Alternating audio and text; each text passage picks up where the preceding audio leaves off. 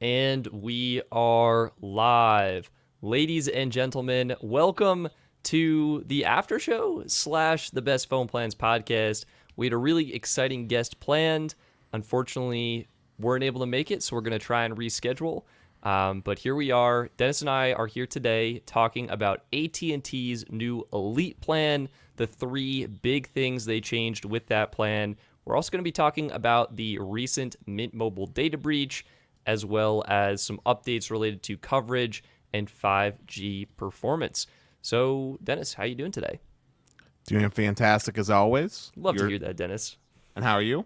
I'm doing well. Doing mighty fine myself. Back in the studio. It's great to be back in Colorado.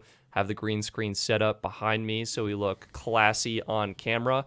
And if you're listening to the audio version of this, consider tuning into our live streams. We go live typically every Thursday at 7 p.m. Eastern.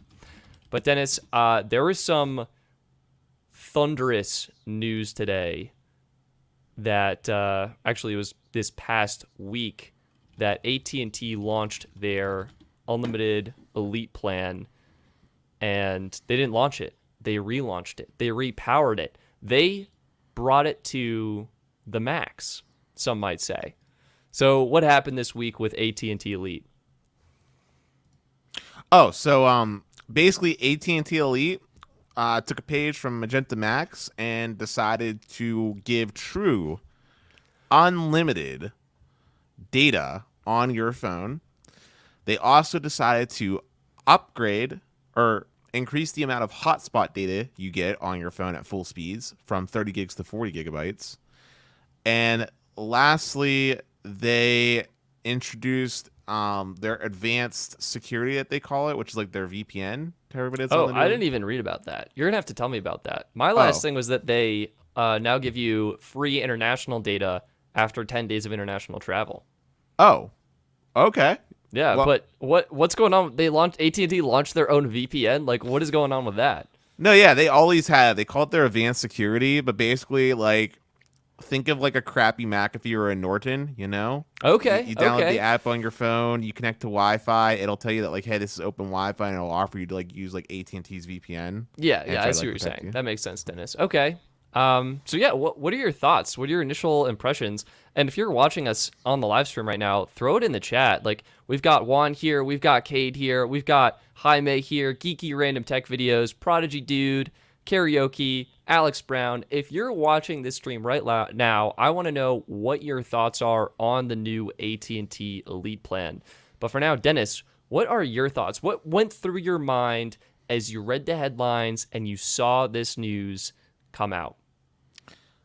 I basically was like, AT&T has made it clear that they are the king when it comes to unlimited plans. What I mean, because T-Mobile is basically matching this with Magenta Max. Like, AT&T saw Magenta Max, went control copy, control paste, and they slapped an AT&T logo on it. So is this plan better? How do you see it fitting into the landscape?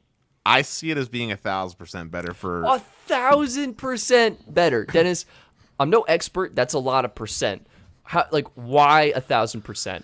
Okay, three main reasons. One, I actually think it's better value because AT&T has so many different ways to get discounts. I mean, there's the signature program, there's the military discounts, there's the AT&T bundling with Uverse. So AT&T's Unlimited Elite plan for a lot of AT&T customers isn't the sticker price that you're seeing on there. I guarantee you there's a way to get a discount. I mean, even talked about ARP, remember? Yeah, AARP. Yeah, it's really the signature program, and then it's for qualifying businesses, students, nurses, teachers.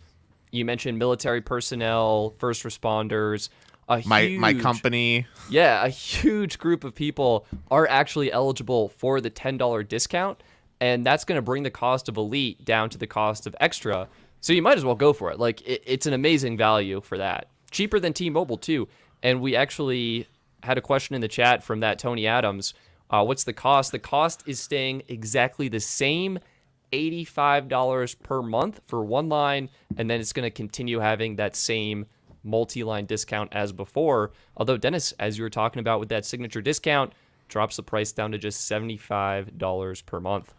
And to expand upon that just a little bit further on the pricing structure, I appreciate that AT&T does allow mixing and matching, something that T-Mobile does not allow for.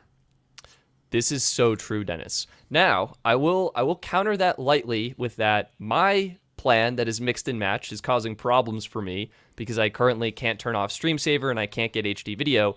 But I think in general, what mix and match allows you to do is get way more affordable plans for people who don't need them. Like, let's say your kids, there's no way they need a bunch of hotspot data and premium data. Like, give them the cheapest plan available. They're not paying for their service. Whereas you can treat yourself, get that top tier plan on AT&T, get the hotspot data, get that HBO Max, and really enjoy the service. And you actually hit the head on something I wanted to mention. It has to do with HBO Max. I think it's an infinitely better streaming service than Netflix. And on top of that, I appreciate that AT&T doesn't penalize single user customers. If you're a single user on with AT&T, you get HBO Max, you'll get all the perks, right? With T-Mobile, you get the crappy Netflix for free. It's like the $9 one, right? It's pretty bad. Yep, yeah, I'm not going to lie. So T-Mobile penalizes you and kind of punishes you for being like a one-line user. I will, again, just lightly counter that with T-Mobile does include all taxes and fees. And for people like myself not currently eligible for any of the AT&T Signature Program discounts, that's going to make T-Mobile's plan cheaper. Let's say AT&T charges $4 plus for taxes and fees. It's about $4 to upgrade your Netflix plan on T-Mobile. So you know what? I'll give it really into your court. Let's say that they charge like $10 because that's probably for more taxes and fees. Yeah, they definitely do. But I'll just say this, like I was going for though, if you get any of their discounts, you're not really paying like $85. You're probably paying like $65 for their line with their discounts. You know what I'm saying? It sounds like kind of a if question. Like I would say like if you get the discounts, AT&T Elite hands down, no questions asked. If you don't get the discounts, I honestly would see it more of a toss-up between not after I say my Elite third reason and Magenta Max. All right, Dennis, what's your third reason? AT&T actually has a network that works. Yeah, that's a pretty compelling reason. I was going to say, listen, they have a network that can actually let you make full use of that unlimited data. T-Mobile does not. Yeah, I think that varies a little bit based on coverage. Like honestly, from my testing in my area, and I know your experience is different, so we'll kind of bounce off. So my area, T-Mobile, amazing. I've got N41, over 300 megabits per second down in my apartment. Love Magenta Max, absolutely perfect. AT&T, I'm going grocery shopping, barely getting signal in the store, can't load my grocery list, like not a good experience for me. So in my market, I'm going T-Mobile. But Dennis, what's going on in your market and probably like 90% of the other markets out there? Well, basically, T-Mobile just doesn't have the cell sites in the places that they need to have them. Like, they just don't have good handoffs. That's the reason why their call quality is so bad, something so basic.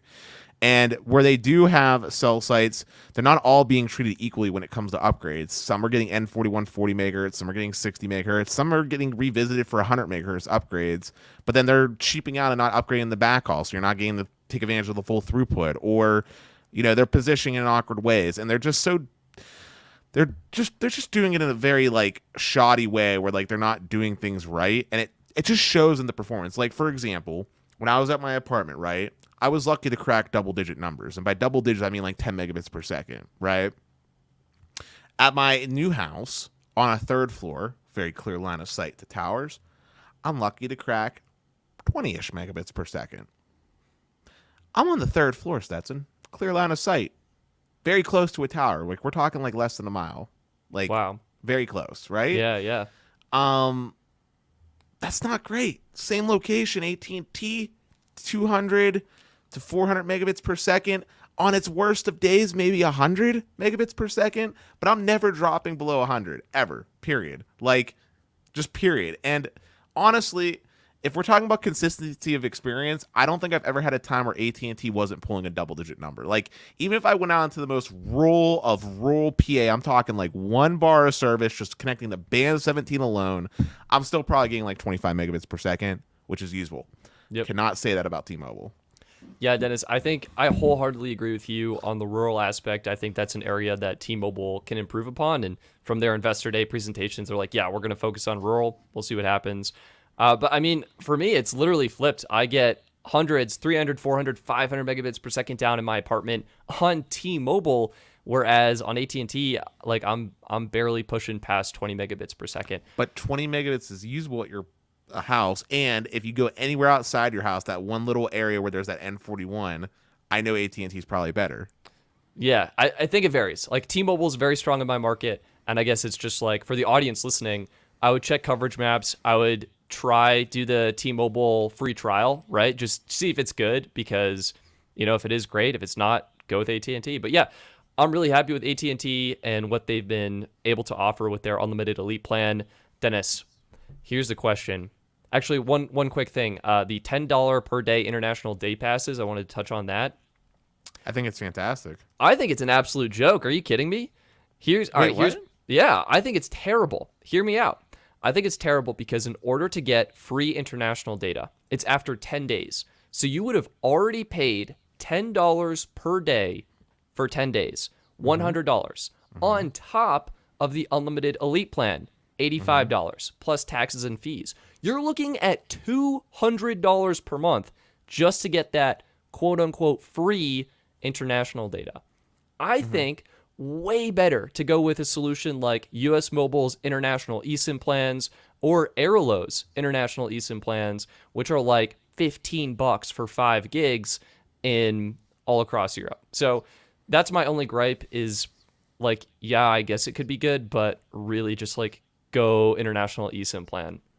I mean, you already heard me before when I say this, but if you travel, I'm all about getting the domestic SIM in the country. However, I think $10 a day is fair because it's unlimited data. Yeah, this is true. It's unlimited data. That's the important word here. So if you want to blow through 20 gigabytes, which is very easy since you're probably not going to be around Wi-Fi when you're traveling that much, right? And the hotel Wi-Fi is probably not that good. This is great. And the key word here, again, is it's unlimited data at full speeds. It's not throttled. It's not 120 kilobits. It's full unlimited data. So I don't think it's that bad. And plus, it depends. It depends on the length of the trip, too, right? Like, if I'm taking a month vacation, right? $100 for unlimited across all the different countries I'll be going throughout Europe or something like that. I mean, it's not that terrible. I mean, I probably would have paid like $20 in UK, maybe $20 in Italy, and then maybe $25. I mean, that's just where I think like US Mobile's eSIM, because I think you get it for free. First of all, like free, Dennis, free. Like there's no it's free included, and it works all across the European countries. So I guess it's about comparing. It's about comparing the options too, right? Like, yeah, if we compare it to what Verizon and T-Mobile does, like T-Mobile's data passes aren't that cheap either. Like, well, I think it's like $50 for 15 gigs, if I'm remembering correctly, which I think it's decent, and it's still half the cost of what AT&T is offering. So, like of the big three, I would rank T-Mobile's number one because international data is included, even though it's slow. And then I think the upgrades are much more affordable. I would put AT&T as number two because it's literally like the best, like unlimited high-speed data. You can't beat that. But it's also expensive. And the Verizon is just like bad and expensive. So I'd say it's fair, although I think Verizon's only $10 a day as well, if I remember. Yeah, but you're getting half a gig of high-speed data. And then you're throttled down to, I think, like 128 kilobits per second. So it's really, you can't do a lot on half a gig of data per day. People, I think, easily use more than that. Oh, for sure. Especially, like I said, especially when you're traveling. Yeah, right? Like you want, like, oh, I guess there goes our Google Maps. Like, Well, I mean, you could just do what I did and just download your Google Maps for offline viewing. So that way when you're connected to that really crappy 2G data, it still works. Okay, I think what we got to talk about now, Dennis.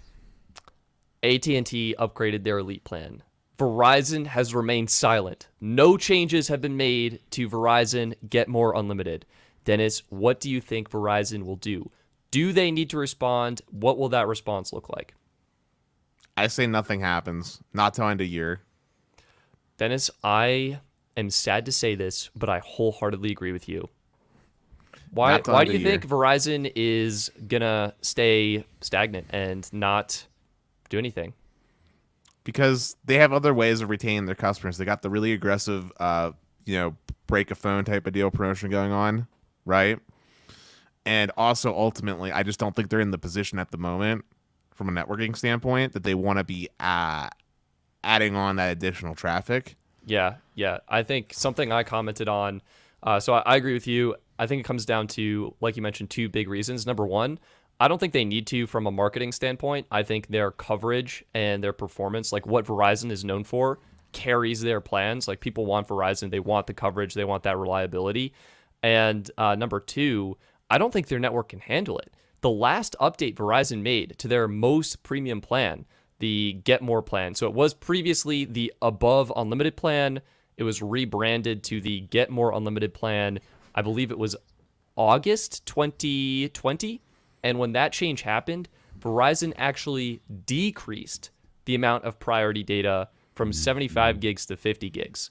So I really think that Verizon is having congestion issues, and I don't think they want to add to that by giving people uncapped, like a green card to abuse the network. I mean, as someone that tested out Verizon, I know there's congestion a little bit in my market as well with them, but I will just say, like, I don't know if it's necessarily an issue about handling on the network. I just think that it's more of a profit-driven thing more than anything. Like if you look on the business side, Verizon does offer those really good unlimited plans, right? But for businesses and enterprises, like where the big money's at, and it's kind of like one of those things, like once you do it, right, like you can't really go back, right? And Verizon sort of has that moniker in people's heads where they're premium, so they get to charge that top dollar. And while that mindset is there, they're gonna milk every last penny that they can. Why would they want to forego growth, right? Why would they want to forego revenue growth if they don't have to? And I'm sure Verizon's more than happy to shed off customers that aren't profitable or the people that abuse the network, right? Like Verizon doesn't want the person that uses a terabyte of data on their network. Oh no, absolutely. Get out of here, buddy. Yeah, like they don't care. Like they rather have the grandma that uses 2 gigabytes and is paying for an unlimited leap or unlimited Go More plan or whatever.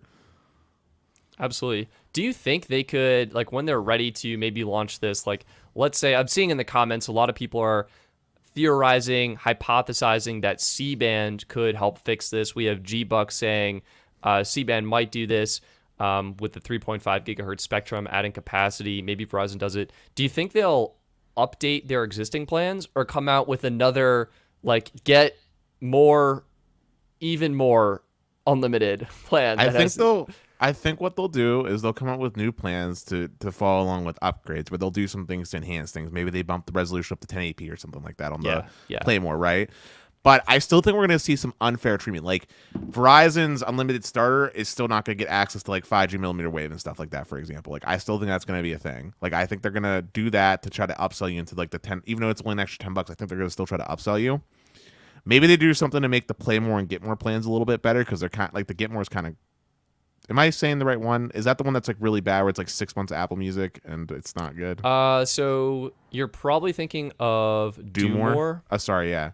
Yeah, you know, it's the naming. Yeah, so they'll look at doing something to redo Do More, and then Get More might get like maybe more priority data. I don't know if they'll go unlimited LTE, or if they do, there'll probably be some type of caveat in there. Interesting. Albertizzi saying they'll do it. It's inevitable. Dennis, how important do you think this is for average consumers? The premium data, like, do people care about this? Yeah, dude. This is what I'm working on a video on it, and my thesis is basically, you know, we have Cisco's annual internet report, which I reference constantly because it's like one of the only reports I've been able to find in a really rock solid data set. But they say only 4% of people use over 50 gigs per month.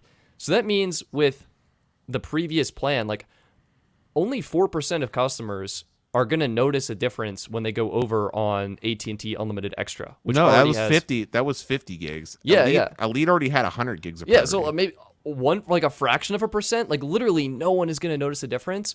And on top of that, yeah, I really just don't think like people aren't going to use over 100 gigs. Well, on top of that too, it's a matter of priority data only matters if the networks are congested, and even if the network's congested, you're all affected poorly.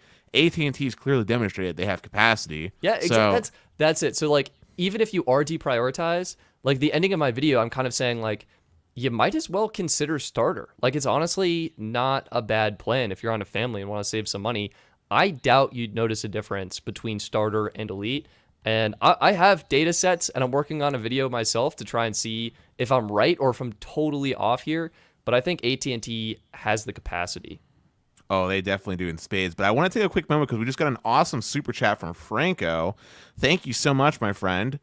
He says he has the Unlimited Elite plan, and it was great before, but AT&T has crazy congestion right now. I went from having 200 megabits per second down to like 30 to 35. Thoughts? I'm literally about to order a new SIM.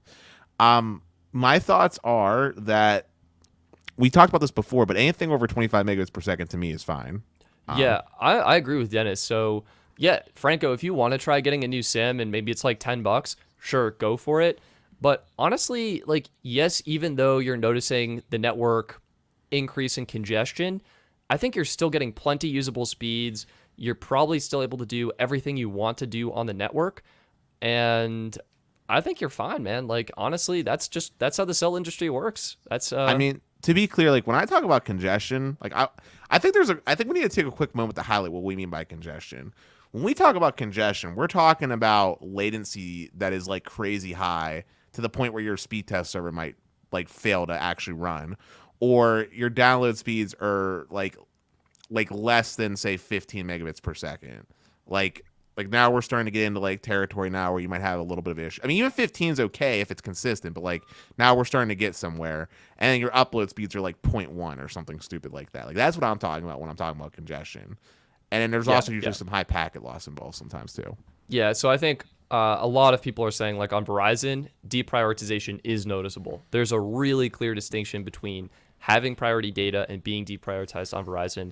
AT&T, they simply have the network capacity. Like, even though you have different tiered plans, you're going to get pretty great performance regardless of which plan you have, and you're going to get fast and usable speeds. And that's ultimately the point.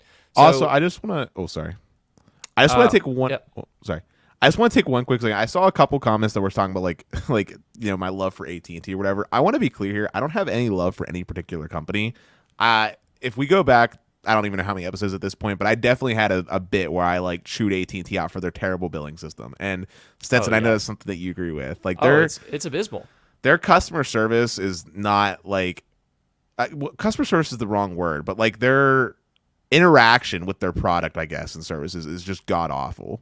But I think there's a pretty common consensus, and we'll talk about this a little bit more when we go on to one of the next topics of today, that AT&T has a very strong network, and it is continuing to get better every single year, especially thanks to all these great contracts they've been winning from the government with like the Firstnet bid, as well as some of the other things that they've been getting recently. Yeah, absolutely. And we actually have another super chat. So Game and Life coming in asking, or actually saying, T-Mobile goes from 300 megabits per second to 25 megabits per second, depending on what part of town you're on. Still lets me do my stuff on it. Yeah, absolutely. I mean, that's building a cellular network, right? Where some areas are going to have great coverage, great capacity. Other areas simply are going to have less coverage and less capacity and slower speeds. So it really depends on your usage. But Dennis, I mean, you've said it before and you'll say it again. If you're getting over 25 megabits per second, you're probably fine. You can do everything you need to do on your smartphone for now. And the most and the most important thing here is what I'm looking for in a good cell phone network is I need a certain level of bare minimum consistency of what I can expect, right? That's the most important thing, especially to like businesses and stuff like that, right? Like you need a bar minimum of like what you can experience. 25 megabits per second right now should be the benchmark.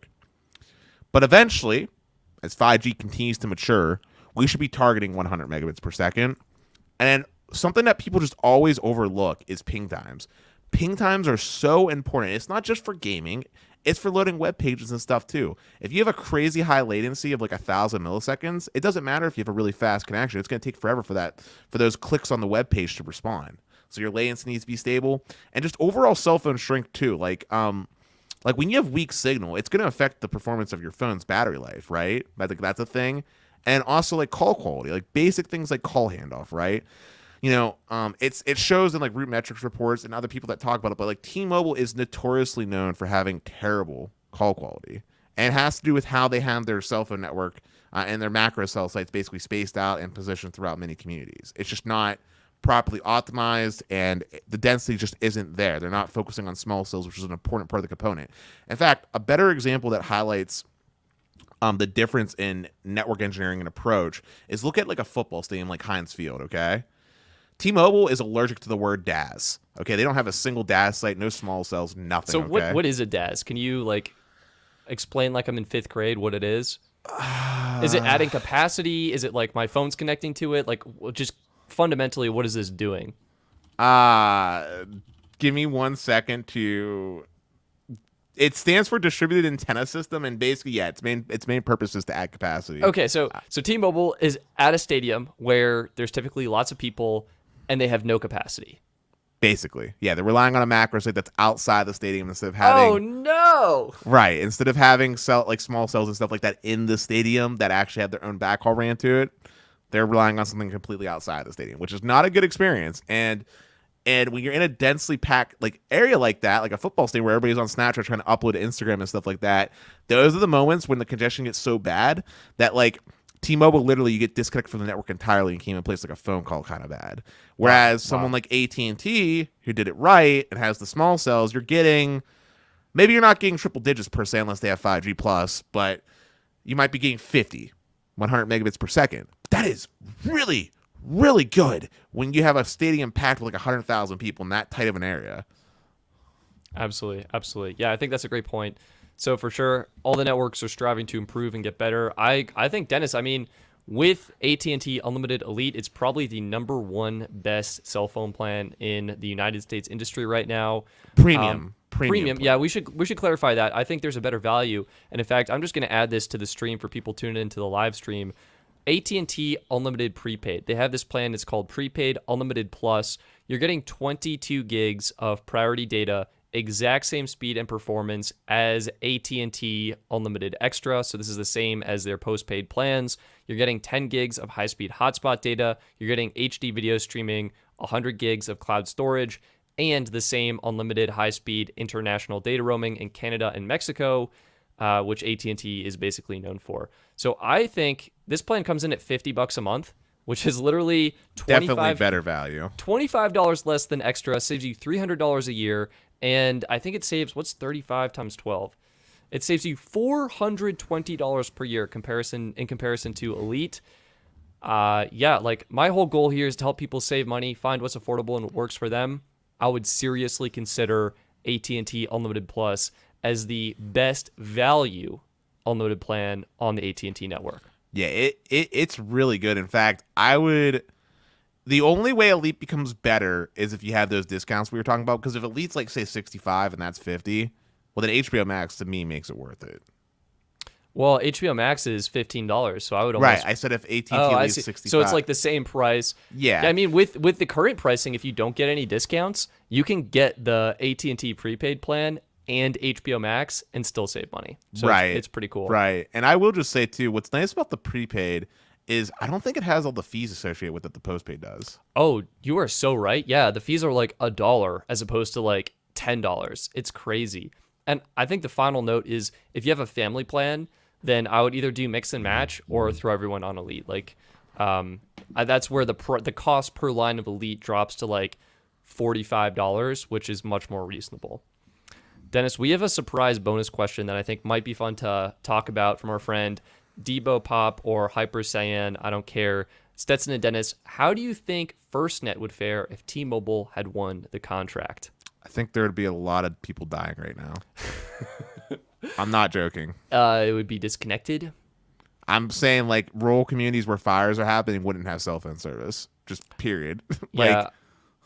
Let me put it this way. I think it's a very good thing AT&T won the contract. I have higher confidence in their thoroughness and expertise in building out networks and doing it right. Dennis, do they have the one-touch policy? Is that them? Yeah, AT&T is the one that has the one-touch policy. So every time they visit a cell site, they're basically ripping everything out and upgrading to the latest and greatest, making sure there's 4x4 mono, 5-way carrier ag, upgrading the backhaul, making sure there's backup power there, and not some rinky-dinky generator on wheels, actual proper backup power. So if a power out happens, they're doing it right, and it shows. Wow. Yeah. So I'm happy AT&T won. I think that is the answer to that question. Dennis, should we move on to the Mint Mobile data breach? This was kind of a hot topic on Reddit. Lots of thoughts on this. I wanted to, since we're on this rule talking about networks, I wanted to move on to the room metrics thing. Oh, that's great. Well, if you're tuning in, stay tuned to our data breach section if you might want to consider hearing about that. I'm a Mint Mobile customer, so this is important to me. Dennis, let's segue on to the networks and the coverage segment of this after show / podcast. And I'll try and bring this up right now. What are we looking at here?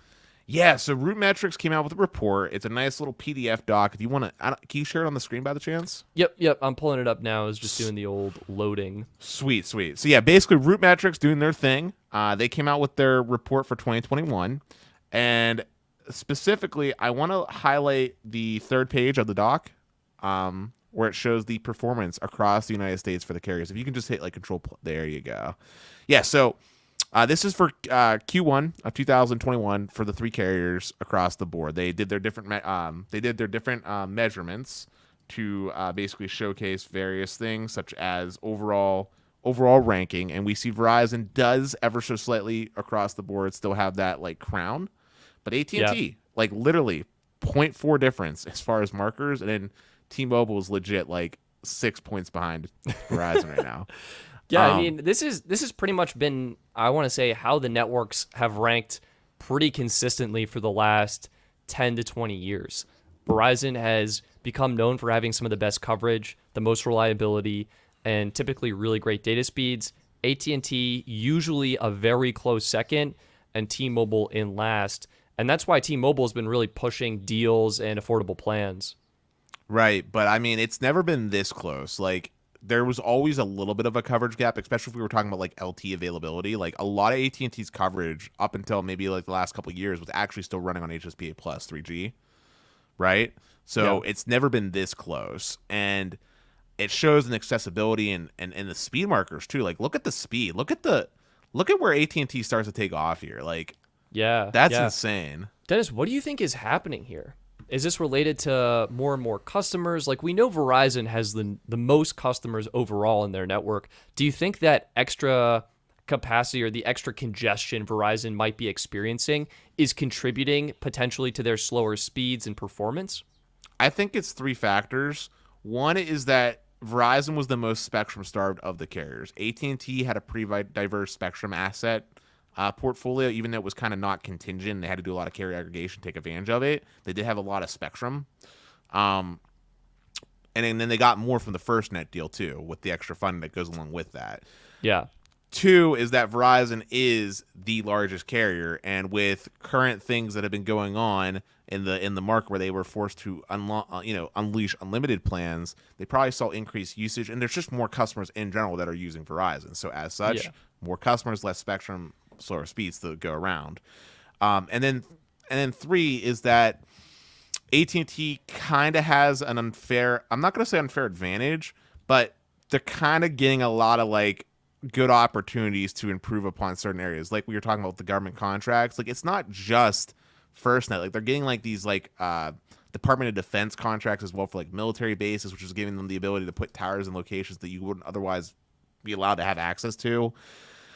They have a really large footprint as far as their core infrastructure with their AT&T Uverse, so they have the ability to do a lot more for running their own backhaul. Now, I mean, we've seen Verizon Fios start to pick back up with their, I can't remember the name of their policy where they're expanding Fios to link up to their millimeter wave. Do you know what the word I'm looking for? No, it's an initiative that Fios just started, but for a while there, for like the past 6 years, Fios they weren't focusing on Fios, so their footprint was pretty small. AT&T has been continuing to grow and take advantage of like FCC broadband funding. So AT&T has the larger footprint and the larger cash flow. Well, I don't know if they have the larger cash flow, but they have the larger footprint. They've been getting a lot more government money to do things, which is starting to pay dividends for them. Yeah, that's absolutely clear as day. I mean, AT&T has been improving a lot, catching up to Verizon, lapsing them in some areas. I think this is a win for consumers. Like the carriers, the major network operators are competing against each other, trying to win your dollar and trying to offer the best performance and experience possible. And I think we should maybe bring in some other reports too here, Dennis. So this ranking from, remind me of the source here. This is RootMetrics. This is RootMetrics. So they were putting number one as Verizon and number two as AT&T for their rankings. This is a report I found from Tutela, and we can kind of see how they're ranking the networks. This is a little bit older. It's their 2020 experience report that came out September 2020. And if we just jump down to their rankings, it's kind of surprising. They actually give T-Mobile the edge in some scenarios. So consistent quality, they're giving a tie between Verizon and T-Mobile. Core consistent quality, they're giving to AT&T.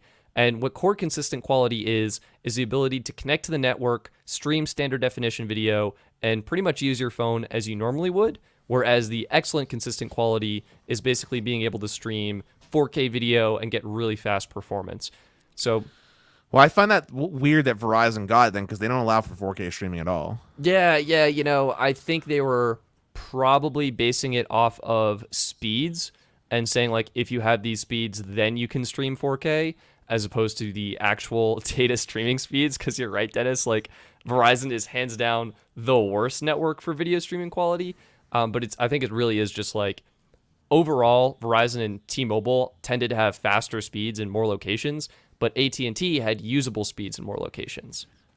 And I just think it's worth highlighting since this was older. This is also before like T-Mobile really started switching a lot of Sprint customers over and decommissioning as many cell sites on the Sprint side that they've been doing.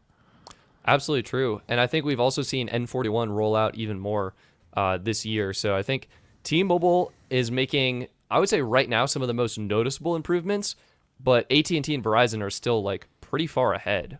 Or maybe not pretty far, but they're like still in the lead. I mean, I'll say this. If we were in a void, T-Mobile's definitely a better T-Mobile today than they've ever been before as far as raw coverage footprint. Yeah. But at the end of the day, like, I really like the RootMetrics test and how they did it because they have, like, a secondary tab where, like, they look at, like, the previous year and they show you, like how many tests they had in, like, a major market where it was between 10 and 20 megabits per second. And then they'll show you again, like, how many tests that carrier had. Like, it's on if you look under the carrier section, like, you'll see second quarter of 2020 versus first quarter of 2021 for T-Mobile, for example. They had 4 tests where they had between 0 and 10 megabits per second. Yeah, you're on the right page. Yep, I see. Yeah. Yeah. And then, like, if you look, back in 2020, they had 58 tests where they were between 10 and 20 megabits per second. Now that improved. Now it's only 19. That's improved quite dramatically, right? Yeah.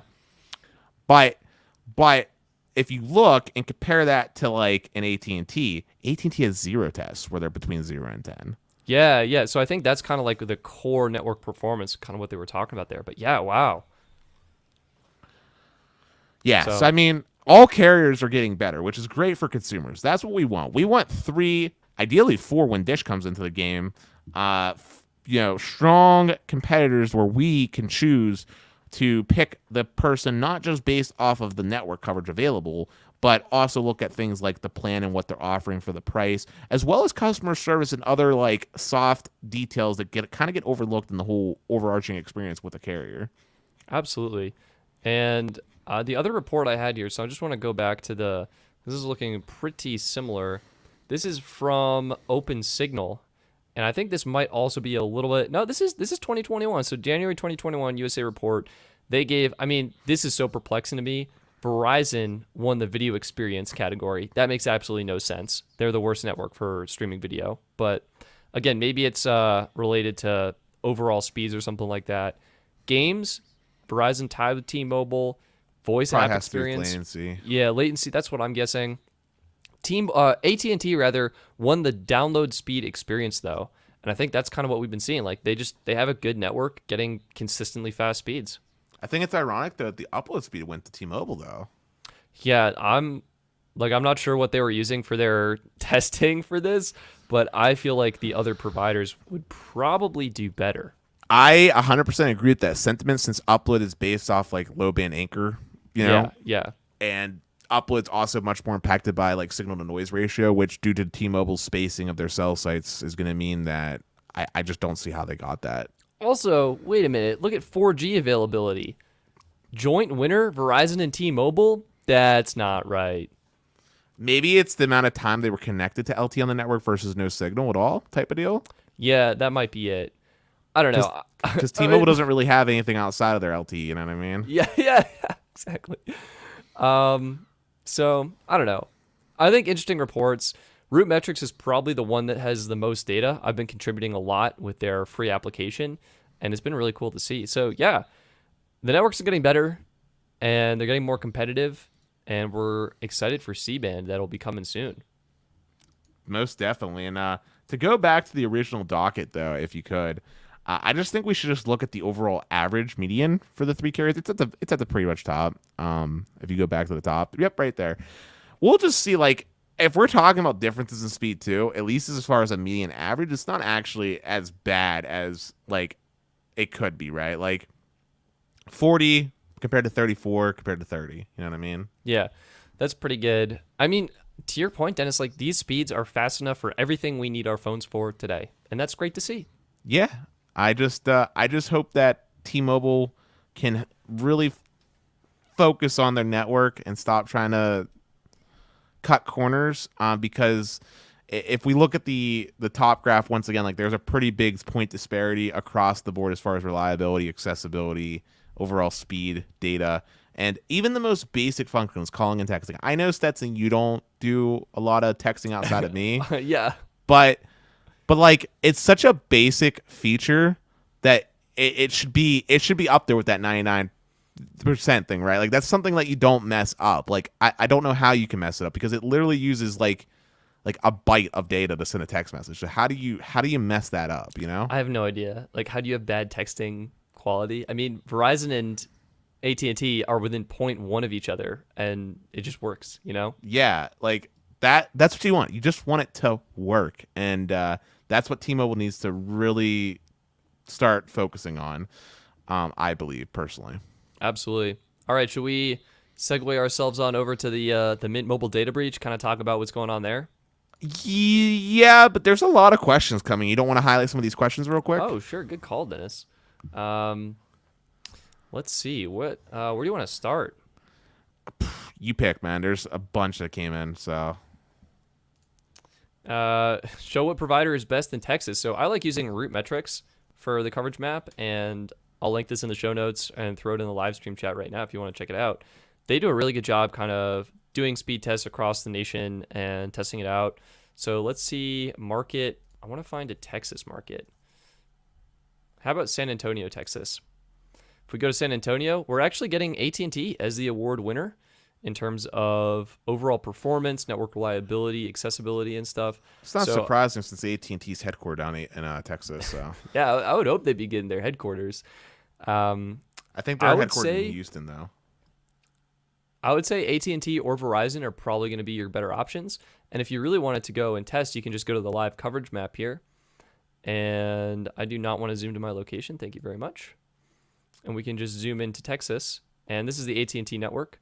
So you can kind of see like what this is looking like. And we can do the T-Mobile network. And see, you're getting more, it's more splotchy. There's more areas that either don't have coverage or have not been tested yet. And if we do the Verizon network, it's just blanketed. So I would consider Verizon or AT&T, and it just kind of depends on your area. You could even consider doing the T-Mobile free trial if you wanted to see if it works for you. Yeah, that's a really good way to test it out. I don't know how to say your name, man, but he's saying that he's getting no signal on his 5G, and it's horrible. Yeah, 5G for T-Mobile primarily at the moment is running on N71. Typically, it's a 5 by 5 megahertz channel.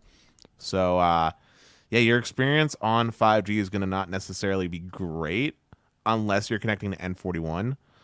Otherwise, you might be better off on LTE with like band 66, band 2, carrier ag type of deal. But even then, T-Mobile wasn't really remarkably well known for their LTE network. I would say that was probably they probably still are the weakest in that front. Absolutely. Yeah, T-Mobile wasn't the best in LTE. 5G, I think, is actually, they're doing really well. But if there's N41. If there's N41, it's kind of like this if-then kind of thing. So, yeah, I think, Dennis, I think that's coverage. I mean, if we wanted to, I can bring the map up, and this is kind of just a fun... Oh, I got rid of Dennis. That was my mistake. Dennis, come back. This is a kind of a cool look at just how the networks are comparing. So this is Verizon's network. I'll zoom back out so you get a bird's eye view of this. You can kind of see their 5G network is concentrated in cities, and you can kind of see some people were doing tests on highways, which is why we're getting like these strings across the country where the highway routes are. But overall, not very widespread. Then if we do T-Mobile, boom, huge 5G network, but that doesn't necessarily mean faster speeds. That just means T-Mobile is upgraded. And I think it's really important that you notice one thing. If you slice the U.S. down the middle and go towards the East Coast, T-Mobile's decent, right? Yeah. Go anywhere Midwest, look at all that blank. It's so blank. It's so true. And if even California, look at California. That's a pretty like populated state on the West Coast. That's not good. If we do AT&T, you can see great coverage footprint. 5G availability is more than Verizon, but less than T-Mobile. And similar as before, like AT&T's LTE network is already so good that you don't really need a 5G device. Like, you're probably fine. You're honestly better off not connecting to 5G. Yeah, that's the truth right now. So, yeah, that's coverage. Shall we move on? I'm happy to move on now. Yeah. This is the hot topic. I mean, I saw this on Reddit and I was really disheartened. I love Mint Mobile and I use them personally, but they did have a data breach, and I think it's important to cover that in the news and talk about what this could mean for you and what is going on here. So this is the post on Mint Mobile. This is the subreddit, and it's linking to bleepingcomputer.com. What happened? Let's start there. Mint Mobile was hit by a data breach after numbers reported and the data was accessed. So basically what this post is saying is that a small number of subscribers, that hasn't been confirmed what it was, the exact number, but they were hit with I think it was a social engineering data breach where an individual or an organization basically got these people's numbers to be ported from Mint Mobile to another carrier without the consent of the actual owners of the plans. And once a port has taken place, the I don't know the word, but like the bad guys, so to speak, can potentially use that to get your two-factor authentication messages to possibly gain access to bank accounts or other websites or services you use your phone and two-factor authentication to sign into. So they're saying there's a small breach between June 8th and 10th, and they emailed affected subscribers. Mint was able to identify the port out and reverse the process to restore your service. However, the email also said that the individual who gained access could have potentially gotten access to your name, address, telephone number, email address, password, bill amount, international call detail information, telephone number, account number, and subscription features, because that's just like what Mint Mobile has, and the individual could have had access to your account. So that's what was going on. Dennis, initial thoughts and kind of reactions to this? Really, really unfortunate. Yeah. I feel really bad for anybody this happened to. And I feel, I hate to say this, but I feel slightly disappointed with Mint.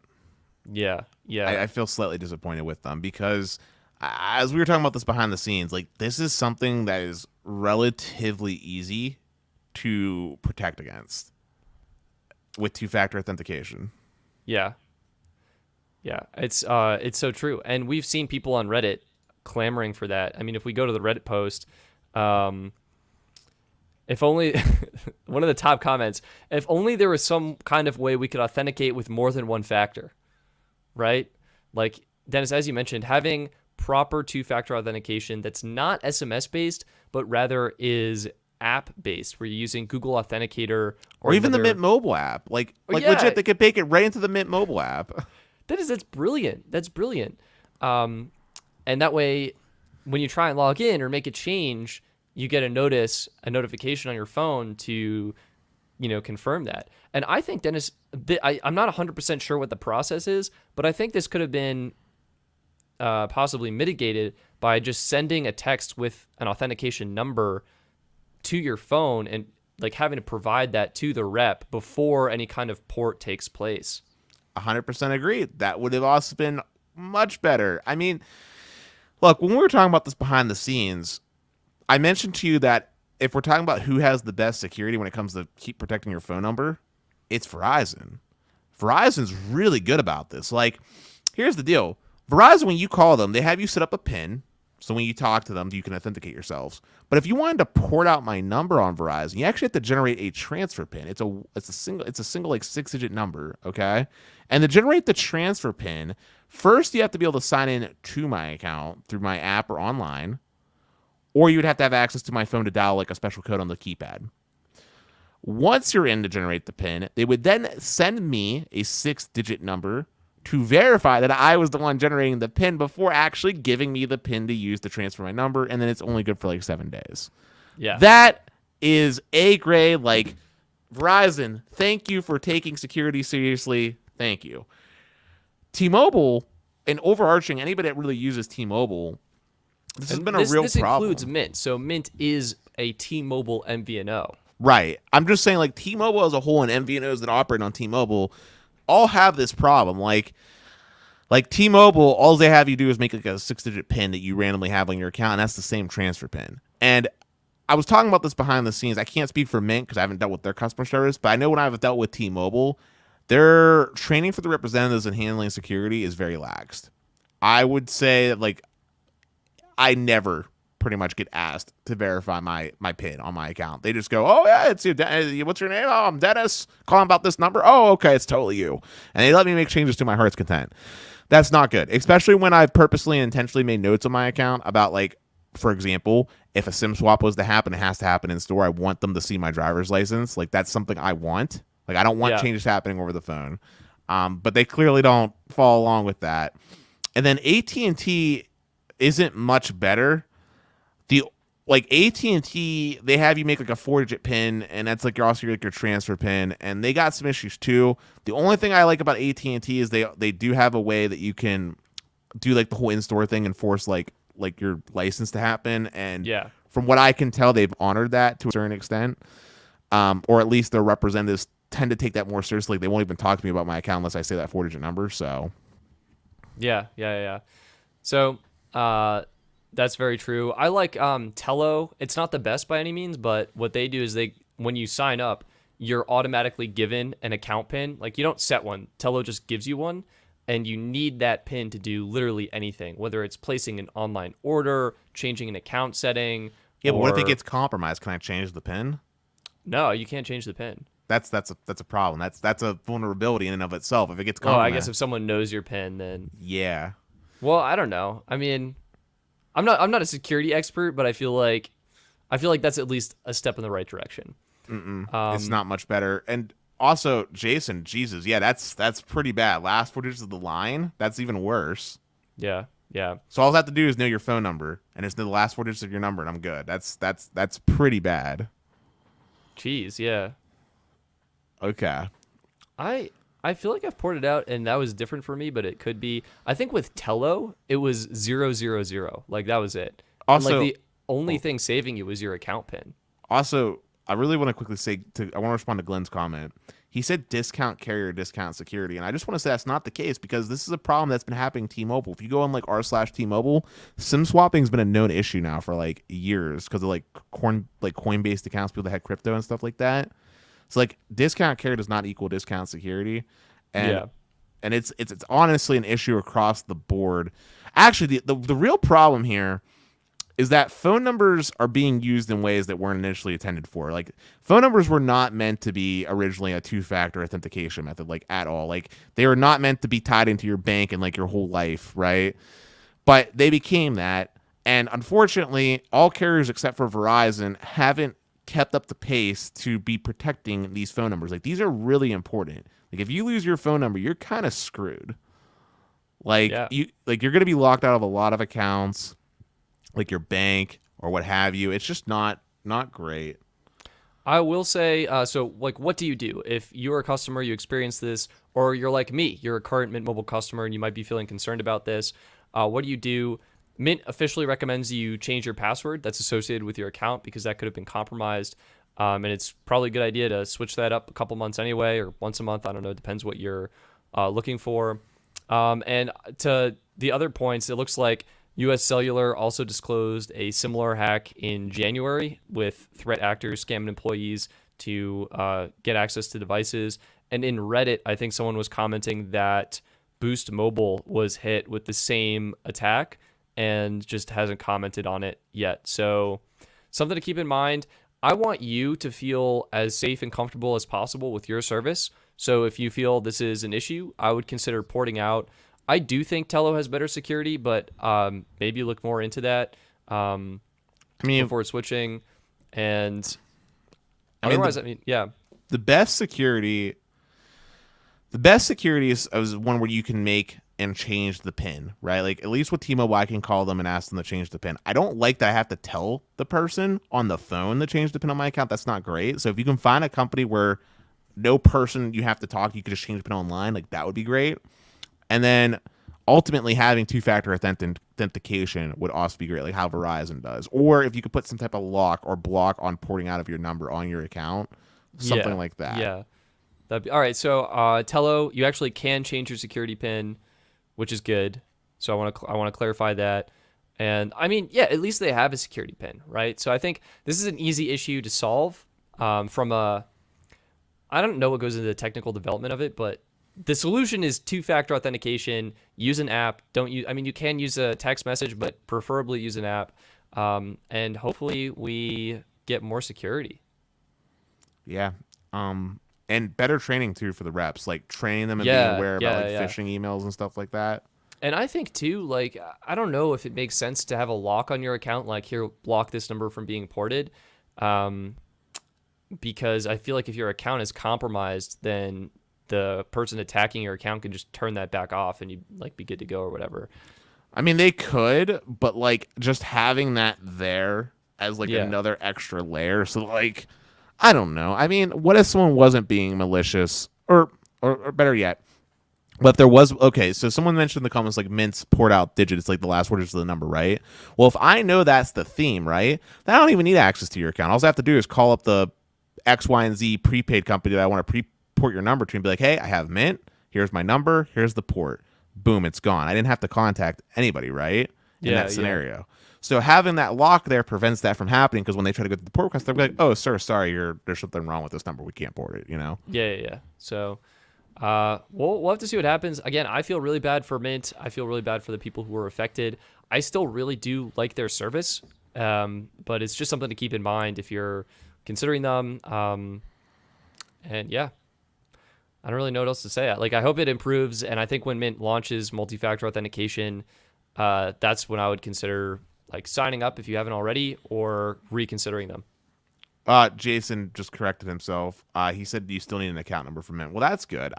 From the way you were describing, I didn't understand. Oh, okay, yeah. So that is okay. That's good. So account number and PIN, which is that's typical. Yeah, like your account. I think some companies will use your phone number as your account number. I think a lot of prepaid Straight Talk does that, I think, too. Yeah, Red Pocket did that. So that's when it's like, all right, account number, same as phone number, PIN, last 4 digits of phone number. That's a problem. That's a big problem. I mean, and someone also commented by Skychunk. He was saying how like two-factor is done in a half-baked manner with T-Mobile because they let the person choose. But the real problem here is that two-factor authentication that you're talking about, Skychunk, that's just for logging into your account online. It doesn't stop someone from SIM swapping your number, and that's the real issue. That's the real problem. Like, you don't need access to my account to swap out my number. You just need to know my name and talk to a rep that's not going to ask you about my PIN, and just be like, hey, I'm trying to swap this. I'm not even trying to port the number. I'm just trying to swap this SIM into my brand new iPhone 12 Pro. Will you please? Oh yeah. You don't even need to switch carriers. You just need to switch the physical SIM card. Right. I need to activate that ICC ID. That's all I need to do, ma'am. Thank you so much. Like I think that would be an interesting question, or a test to possibly consider including on videos. Like, could I do that? Could I just call up and do that on a carrier? I mean, if you want, I'm sure I'd get in trouble, but I mean, if you wanted me to, you could open up an account and I could pretend to be you. Like, hey, I'm Stetson Doggett. Can I? Yeah. Dennis, maybe I'll sign that project to you. And then I'll get arrested. I feel like basic info, and then you can let me know if it works or not. I mean, all I need to know is like I can look up your address on Facebook like anybody else would, and just be like, oh, here's where he lives. Cool, I know that. I know his first and last name, and I know his phone number, and I know his email. I think I'm gonna be golden. I hope not. Jeez, maybe I should change my password. Kate, T-Mobile's reps are the nicest people, low key, but they're so gullible. And that's the problem. You need to remove the human factor, and you need to train the representatives better. But you got to remove the human factor. Human factor always going to be the weakest link in any chain of the system. Yeah, I think really what the problem is the system. The system is working as it's designed to work. So you need a new system that literally like puts a pop-up on the rep screen, like ask customer for temporary PIN. And like prevent anything from moving forward at that point until that PIN has been verified. And if if you're gonna have an override, because there's gonna be one-off situations, maybe the phone breaks or whatever, you gotta have like a supervisor, or you should have a policy where like a phone is broke and override needs to happen, you got to go in store and show driver's license or validate driver's license, something like that. What do you think carriers like Mint, US Mobile, and others who are online only, what do you think an approach for them would be in that kind of situation? I mean, they could have you email the driver's license. Very, very simple, right? Like, I mean, sure, I guess you could steal the photo, but there's usually information. Maybe you email the driver's license while writing down the time on a piece of paper beside it to like reflect like this is when the thing was taken. Like you write down the date or something. I don't know, you can do some crazy things in Photoshop, but I see what you're saying. Like that would be a little bit better. We want to keep our accounts secure, especially when unfortunately our phone number is tied into banks which refuse to use proper two-factor authentication methods. But yeah, I mean, that's what's it. I mean, definitely keep in mind, like hacks do happen all the time to T-Mobile, to major carriers. And just if something happens, change your password, try and keep everything safe and secure. And if you don't feel comfortable with Mint, that's totally fine. Consider switching to another provider. And if Mint adds two-factor authentication in the future, maybe it'd be okay to switch back to them. I mean, and just to also be clear here real quick, I still use T-Mobile even though they've had more hacks than any other carrier, right? Like they literally lost my social. Like I was part of the Experian hack back in the day. Oh no. Yeah, like where they got like the 2 years of Experian, even though Experian was the one that lost like my social. But I mean, I don't know if this would be the deal breaker for everyone, but maybe it makes you think about say having a backup phone number like on Google Voice or something that you just use for your most secure content, for example. I do that. Unfortunately, Google Voice doesn't always work with those systems. It's like an automated system going to an automated system, and it just goes, nope.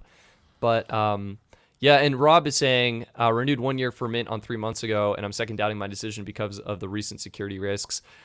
I mean, this is up to personal preference. I personally feel okay. I think that it's a small number of people. It's hard to guess or understand exactly how severe this impact was, but I'm personally feeling okay. Like, I think Mint is going to address this. For them, just think about the employees, like how crushing that is to have to break this news to subscribers that something like this happened. Like that feels terrible. So I feel like Mint is going to want to do right and implement something to address this. And they're going to need time to do it, but I'm sure the team is working really hard to put something together and really address this. And in the meantime, there are still things that you can do to protect yourself, right? Like I made the joke about Facebook, but maybe not posting your address on Facebook. That's like a really, like, people don't realize like how important like things like address are. So like maybe not put that on blast. Maybe try to keep your phone number off of general things, unless it's like signing up for like a service provider, like an internet provider or something. Like maybe try to keep it off of like different social media platforms. Rely on maybe Messenger or something like that, something that doesn't require you to do that. Maybe have like a main email for like where you do your recovery passwords and for these secure accounts, and have like a junk email. There's certain things that you can do to kind of protect yourself, and ultimately also making sure that you have, this is going to sound cheesy, but a nice little plug, have a password manager. Get random generated passwords for all your accounts. Don't use the same password for everything. Yeah. And Dennis, you do an amazing thing that I think I should start doing. You use the random password generator to not only generate passwords, but to generate answers to your security questions. Big brain. Yep. Big brain move. I want to give a shout out to Dennis for turning me onto that because it's brilliant. I never thought of it. And that's another strategy to help keep your account as safe and secure as possible. And the reason why you do that, by the way, is because security questions are meant the reason why security questions exist is because they're supposed to be easy to remember to help you if you get blocked out of your account, right? But because they're easy to remember means they're inherently weak passwords. So you should never answer like your mother's maiden name, because that's something I can easily find out about you by doing a few quick Google searches, right? Like if I know your first and last name, all I have to do is look up your last name family tree on whatever that website was that I used back in high school to make my family tree.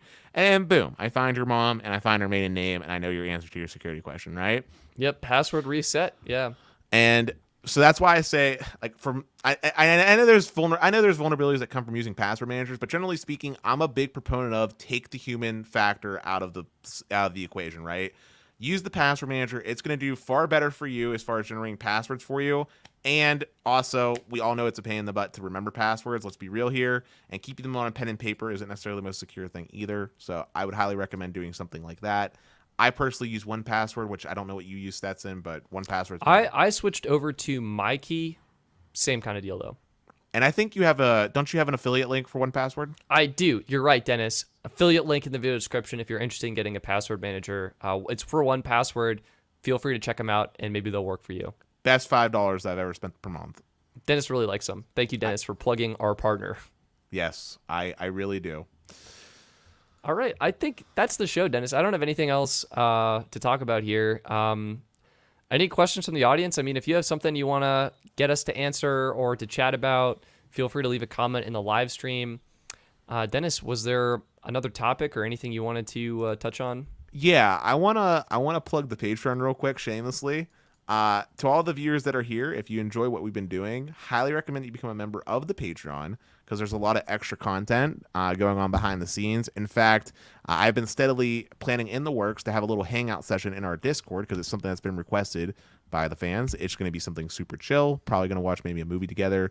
Also been trying to set up like a little game of like a questionnaire trivia game that might be fun too to do. So I've been doing some things on the side to actually get some content going on my personal end that I think will be fun. Plus, if you haven't noticed in the chat, some people have some super cool emotes and emojis, which you get access to when you become a Patreon member. So if you're not already, definitely become a Patreon member. It lets us do so many cool things for the show, like upgrading our streams to 1080p, among other cool projects, and we definitely appreciate the support. That was such a beautiful outro. I think we should call it there. Oh my gosh. As we're ending it, a super chat from the LG. Hey guys, I'm a truck driver all over, what is that, Nebraska and Ohio? Northeast. No, I think it's Northeast. Northeast and Ohio, West Virginia. Live in Virginia near Norfolk. Currently have Verizon on 5G ultra wideband. Do more on 5 lines plus 1 wearable. I use 75 plus gigabytes a month, while other lines use 7 to 10 gigabytes. Is there? I hope there's a second part to this. Or maybe he means New England. Maybe he means New England. Is New England any? Yeah, I mean, sure, why not? I mean, I thought it was like Nebraska or something, but I don't know if that makes any sense. Yeah, look up what state any is, but it is Nebraska. Oh, it is Nebraska? Okay. Oh, yeah. He asked, should I go to ART or keep paying $500 plus a month? Oh, AT&T. AT&T, correct. Yeah, typing on these keyboards. So let's run some numbers here, Dennis. We've got 5 lines, and it sounds like they're all on Do More. That shouldn't be $500 a month. Unless he's financing. Yeah, unless you're financing devices. Or he has insurance or something. Do you want to pull up AT&T's plans, or do you want to pull up Verizon's plans? Sure, I'll let you pull up Verizon. I'll do AT&T. So I'm going to pull up Verizon's plans just so we can get a baseline of what the service is, because that's what we're going to be able to help you out here with, LG, the service level of the plan. So if we do shop on Verizon's website and we hit up the unlimited plans, and this is going to give us all the discounts. I'll add this to the stream now. 5 lines on Do More Unlimited is going to be $40 per line. And it sounds like you have 1 wearable, so that's an extra, let's say $20 to be generous.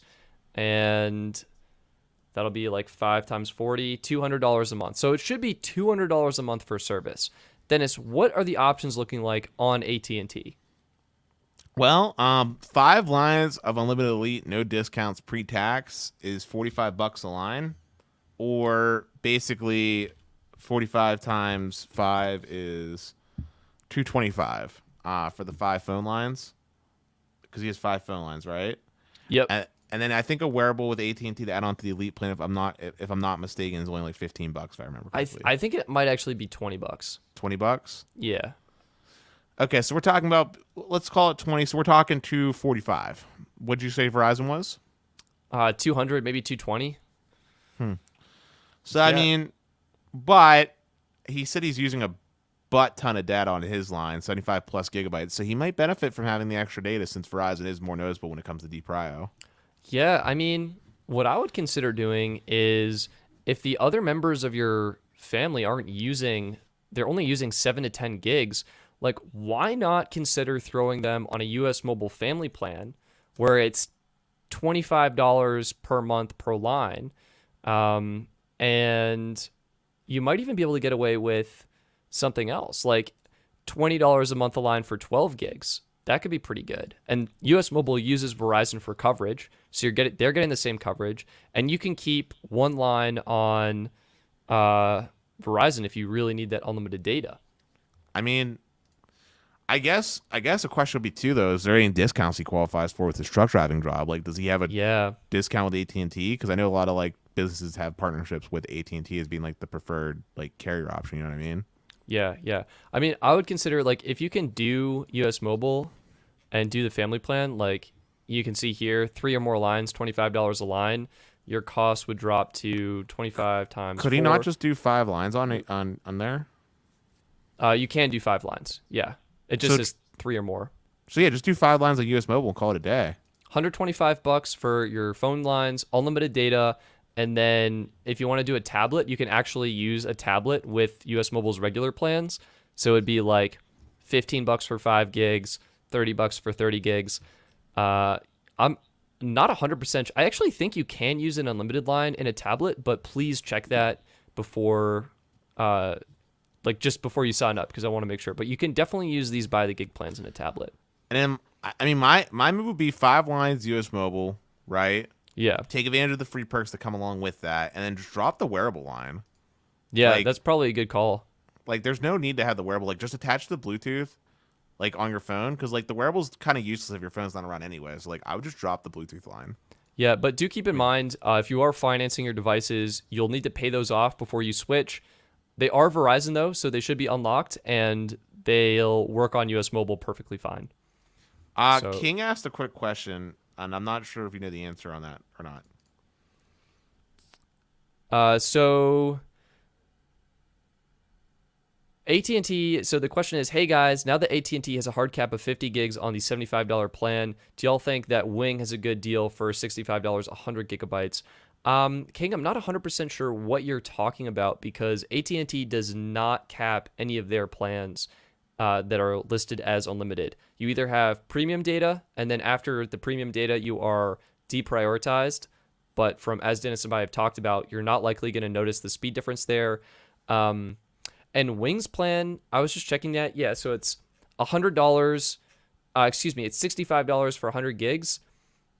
Like, that's okay. But again, with AT&T prepaid, you're getting truly unlimited data on the AT&T network for just $50 a month flat. So I'd really consider that. Yeah, honestly, you should drop the AT&T. Or you should do one of two things: either go from extra and go to prepaid. It's way better. It's literally the same- Oh yeah. It's literally the same thing. Or just bump yourself up to elite. Like the $10 difference at that point, it's so worth it. Like I converted Stetson, right? You love HBO Max like I do, right? Yeah. Oh yeah, it's great. It is a fantastic streaming service. The quality is just it's just so good. In fact, when I get off this podcast, I know exactly what I'm going to do. I'm going to go plop on my couch, probably eat some fresh fruit and berries that I made for myself. I just went to the store and watch some HBO Max. That's what I'm going to do. Oh, LG, thank you again, my man. And yeah, dude, thank you for the support. It means a huge amount to us, and I definitely look forward to you being in the Patreon because I want to see you in the Discord. That way we can interact more. That'd be awesome. So yeah, you can join the Patreon. If you join the YouTube channel, you get instant access as well. Perks are the same whether you're on YouTube or you're on Patreon directly. And yeah. So King is thinking of switching from Mint to AT&T Elite for $75 with student discount. King, I will say, if you're on Mint right now, it sounds like you may not actually need unlimited data because Mint's highest data amount plan is 35 gigs, in which case you may consider, I mean, if you have a problem with T-Mobile coverage, like feel free to switch to AT&T. I would go prepaid again, like we keep talking about just how good of a deal this is because it's a really good deal. But you may consider T-Mobile prepaid. It's the same service as postpaid, $50 a month for unlimited data. So something to consider as well. And then as this podcast, I feel like went on, maybe we should consider starting like a dedicated like Q&A day or something. Like we got people like the LG looking for plan recommendations. I think that would be fun. I definitely think so as well. And sorry if I got distracted. I'm looking at my security camera. There's someone in my front yard, and I.